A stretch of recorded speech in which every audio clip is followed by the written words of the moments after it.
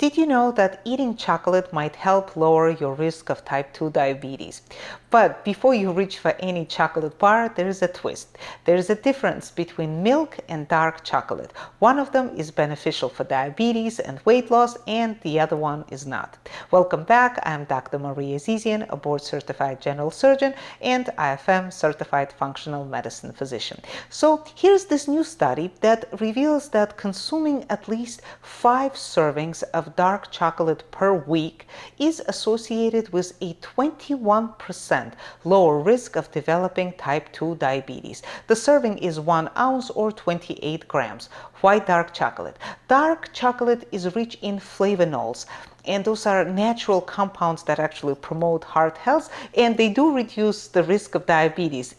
Researchers wanted to understand the difference between dark and milk chocolate in preventing type 2 diabetes, as past studies did not make a distinction between the two of them. So the study design at first included 192 or so thousand individuals. And over several decades, they used data from 3 large US studies of female nurses and male healthcare professionals.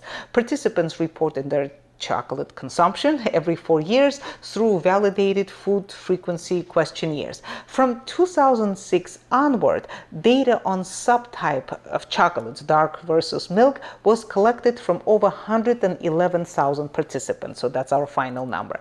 Cases of type 2 diabetes were self-reported and confirmed with testing of blood glucose, hemoglobin A1C, symptoms, and treatments. So here are the key findings. But before we move on, if you're enjoying this video so far, please don't forget to like, share, and subscribe so you don't miss any of my upcoming videos on a variety of medical topics, including functional medicine, supplements, latest medical research, surgery, and more.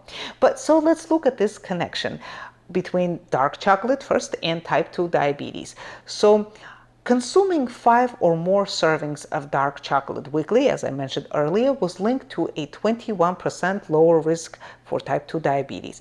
Each additional weekly serving of dark chocolate reduced the risk by 3%, showing a dose-response effect. Now let's look for the same for milk chocolate. Milk chocolate consumption did not significantly impact diabetes risk. The next parameter is weight change. Increasing milk chocolate intake over 4 years was linked to a greater weight gain. Meanwhile, dark chocolate, despite having similar calories and saturated fat, was not associated with significant weight gain. So what is the takeaway?